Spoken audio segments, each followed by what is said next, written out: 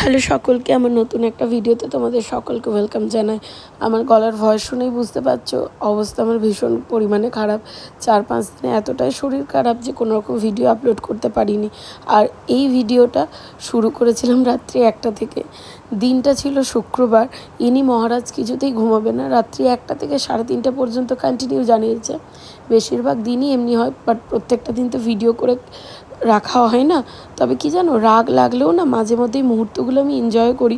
কারণ একদিনও বড় হয়ে গেলে হয়তো রাত জাগবে না, তবে হয়তো আমি এই রেগে গেলে এই মুহূর্তগুলোই আমি মিস করব। তাই হাজার রাগ লাগলেও আমি নিজেকে একটুখানি শান্ত করি, ভাবি যে ও বড় যখন হয়ে যাবে আমি কিন্তু এই দিনগুলোই মিস করব। তখন হয়তো এত ক্লান্তি, এত শরীরের কষ্টটা থাকবে না, ঘুমোতে পারবো, সব কিছু টাইম কিন্তু এই মুহূর্তগুলো আর ফিরে আসবে না। প্রত্যেকটা মায়ের কাছে এটা দামি কিন্তু। হ্যালো সকলকে, আমি স্মৃতি। আমার নতুন একটা ভিডিওতে তোমাদের সকলকে ওয়েলকাম জানাই। আবার গলার অবস্থা, শরীরের অবস্থা ভীষণ খারাপ। গলার ভয়েস শুনেই তোমরা বুঝতে পারছো কাল রাত থেকে পুরো অবস্থা খারাপ। কিন্তু যেহেতু আমার ছেলে এত পরিমাণে ঘামে, সে কারণে আমাকে এসি চালিয়ে শুতে হয়। আর আমার এতখানি কষ্ট হচ্ছিল সারা রাত, নাক বন্ধ হয়ে যাচ্ছে, গলা থেকে আওয়াজ বেরোচ্ছে না, কাশি সর্দি সব হয়ে গেছে একসাথে। যাই হোক, মায়ের হাজার শরীর খারাপ থাকলেও মাকে ছেলেকে খাওয়াতেই হবে। ছেলের জন্য খাবার, তবে এই খাবারটা আমি করিনি, ও দিদা করেছে। আর বেশিরভাগ দিন আমার মাই করে। সত্যি কথা বলতে মায়ের কাছে থাকলে এই একটা সুবিধা, মানে সুবিধা বলতে কি অনেকটাই সুবিধা। আমাকে ওর কোনো দিকটা অত দেখতে হয় না, যেমন বোতল ধোয়া, বোতল স্টেরিলাইজ করা, তারপরে খাবার বানানো, কখনো খাইয়েও দেওয়া, ঘুম পাড়ানো, স্নান করানো, এইসব কোনো দিকটাই দেখতে হয় না। একদম টেনশন ফ্রি হয়ে থাকি।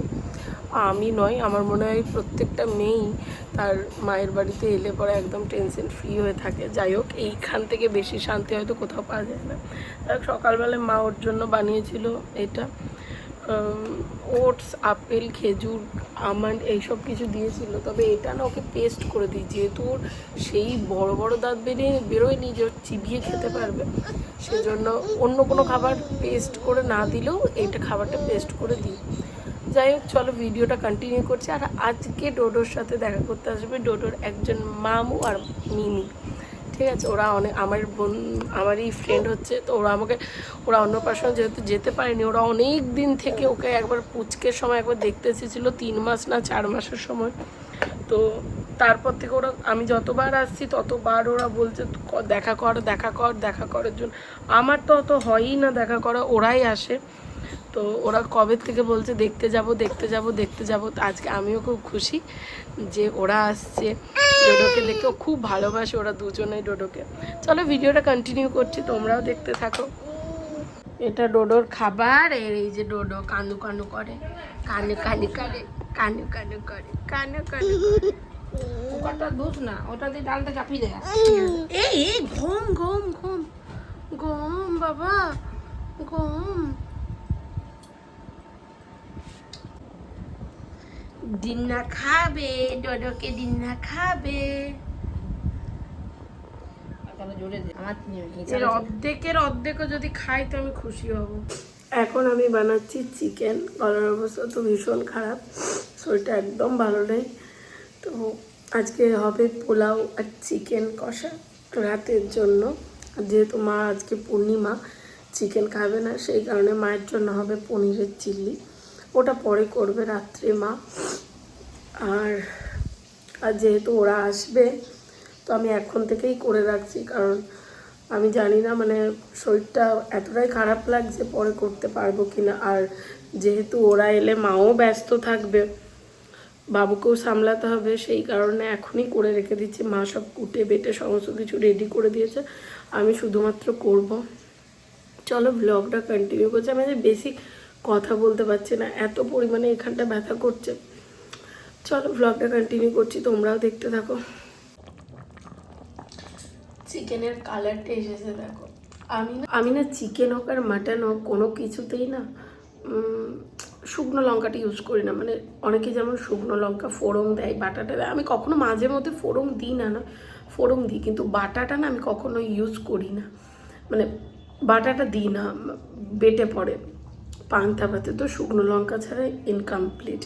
যাই হোক, আমি যখন পেঁয়াজটা ভাজি না তখন অল্প একটুখানি কাশ্মীর লঙ্কা গুঁড়ো দিই। অনেকে দেখে পরে ভাবতে পারে যে বিশাল দেয় সেই কারণে এত রং আসে, কিন্তু বিশ্বাস করো আমি কখনো যদি প্রথম থেকে করি তো আমি তোমাদের সাথে শেয়ার করবো। আমি অল্প একটুখানি দিই, তবে পেঁয়াজ ভাজার সময় দিই। আমার মা সবসময় বলে পেঁয়াজ ভাজার সময় যদি একটুখানি কাশ্মীর লঙ্কা গুঁড়ো দেওয়া যায় আর চিনি দিয়ে ভালোভাবে নাড়া যায় তাহলে রঙটা খুব ভালো বেরিয়ে আসে শেষে।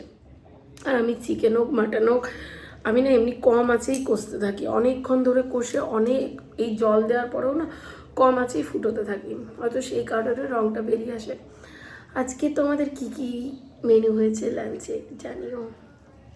আর আমার শরীর অবস্থা একদম খারাপ। কি করে চিনলি তুই? এই কিভাবে চিনলি বাবা? আর এইদিকে চলে এসেছে এখন ডোডোর মিমি, আর ওর মামু আসছে। তো এখন আমার বন্ধুর থেকে ওদের মিমি আর মামুই বেশি হয়ে উঠেছে। আমার সাথে গল্প কম করে, ওকে নিয়ে বেশি টাইমটা কাটায়। যাই হোক, সেটা দেখেও খুব ভালো লাগে। ওরা না দুজনে ভীষণ বাচ্চা ভালোবাসে, আর ও তো কিছুতেই রাহুলের কোলে যাবে না। আর ওকে নেওয়ার জন্য ও তো পাগল হয়ে যাচ্ছে যে ওকে চটকাবো, ওকে আমাকে দিয়ে দে। যাই হোক, ও যেহেতু ওর দাঁড়িয়ে আছে তো ও না, যেহেতু ছোটো থেকে অতটা দাঁড়ি দেখে অভ্যস্ত নয়, তো সেই জন্য ও একটুখানি না ভয় ভয় পাচ্ছিল। ও বারবার ওকে নেওয়ার জন্য, দুধ খাওয়ানোর জন্য, জল খাওয়ার জন্য এত ওকে চটকাচটকি করছিল। যাই হোক, এই ভিডিওটা আর বড় করছি না, এখানেই শেষ করছি। দেখা হবে আবার পরের ভিডিওতে, ততক্ষণ পর্যন্ত টাটা। আর আমার ভিডিওটা ভালো লেগে থাকলে একটা লাইক, শেয়ার এবং সাবস্ক্রাইব করে দিও।